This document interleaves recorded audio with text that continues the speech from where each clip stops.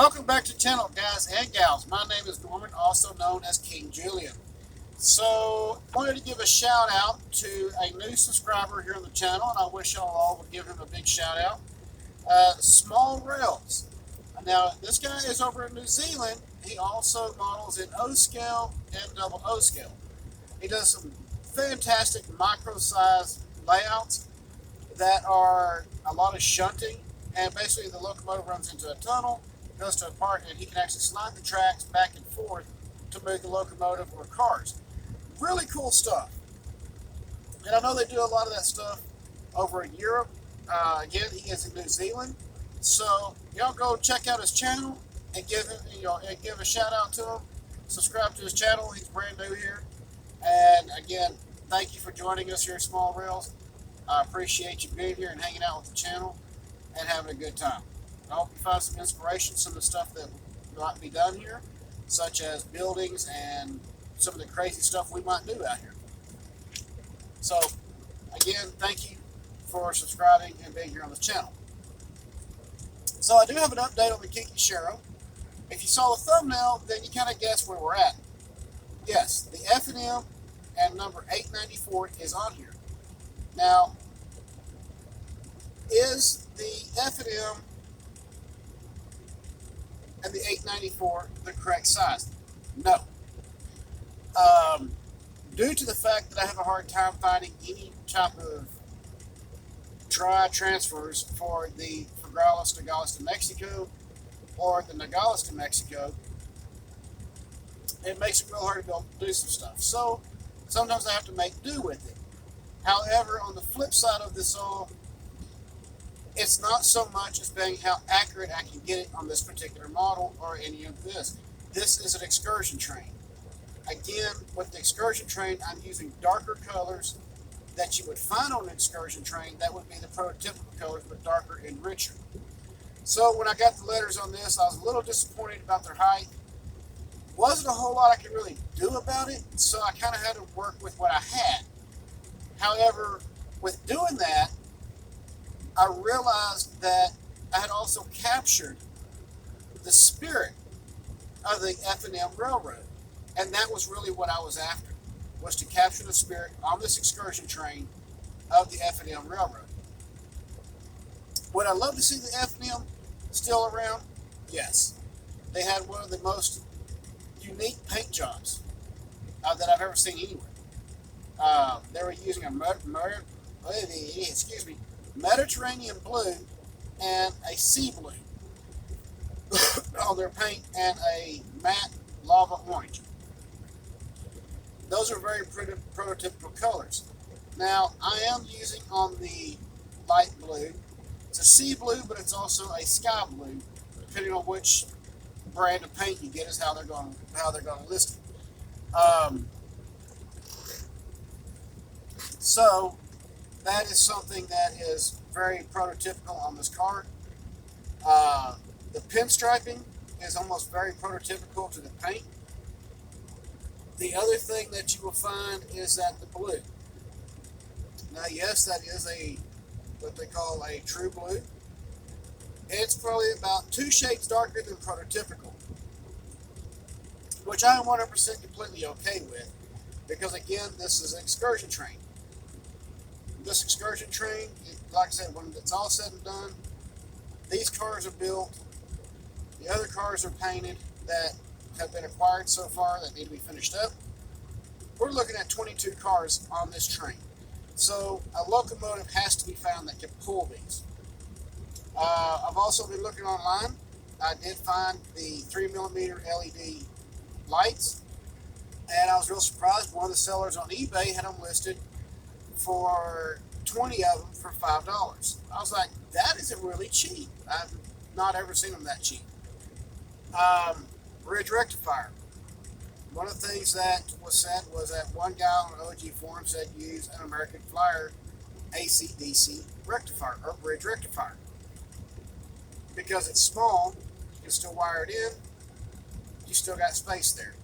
So that is a real possibility. I did find one online, and it was very cheap as well. It was like $5 for like 3 of them.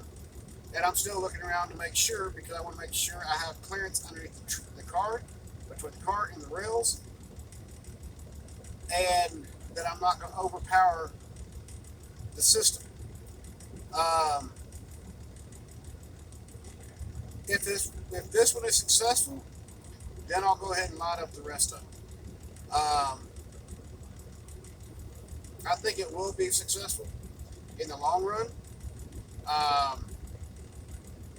And I'm kind of looking kind of forward to it.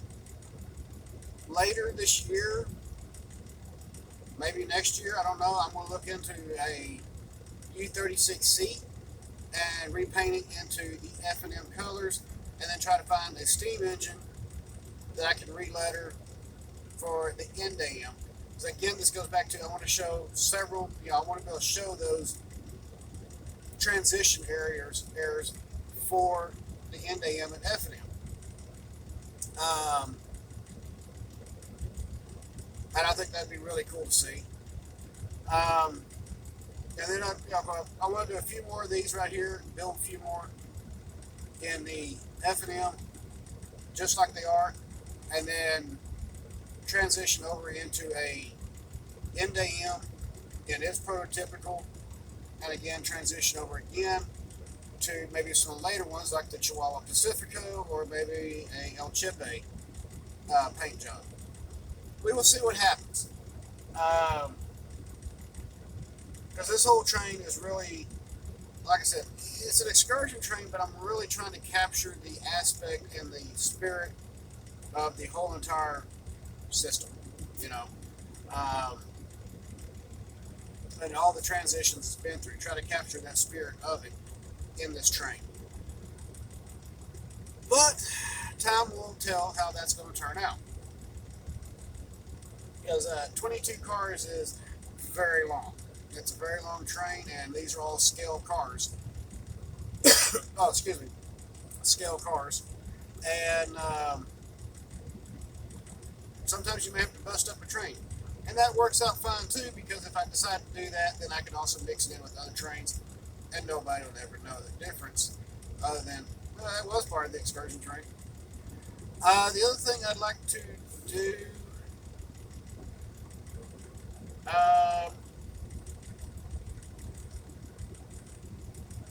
I like how everything's going with the car builds. Again, I've been very much into building this project. It's been crazy. I'd even take a U36B to do this project with, just to see if it could pull this many cars. Even if I had to change out the motors and put a dual traction motor underneath. Don't ask me why. But as far as capturing the spirit of it, I'm very happy. The 894, it's a little bigger than what I'd like. F&M's a little bit bigger than I like. But hey, we're capturing the spirit of it. That's really what matters. And as we go along with this car, y'all get more updates with it.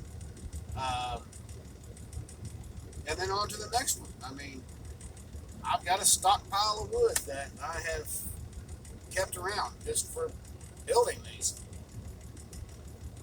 I'm not taking a short break after this one's completed. Go ahead and get the next set of articulated cattle cars done, since I do have all the stuff I need. And the body, the floor on them, is just wood, and then I hand cut all the other stuff and hand made everything. So that will be next, and get the water car finished up. Also, the kinki sharyo style car build. The only thing I got left to do to it right now at this point, before clear coat, is the handrails. So that's pretty nice. But I hope y'all enjoyed this and found something kind of inspirational with this car. Again, it's all wood, okay? There's no interior in it. It is painted. I just didn't do any interior work. But maybe on the next one I will. Who knows? Because this was really about capturing that spirit. That's the main thing.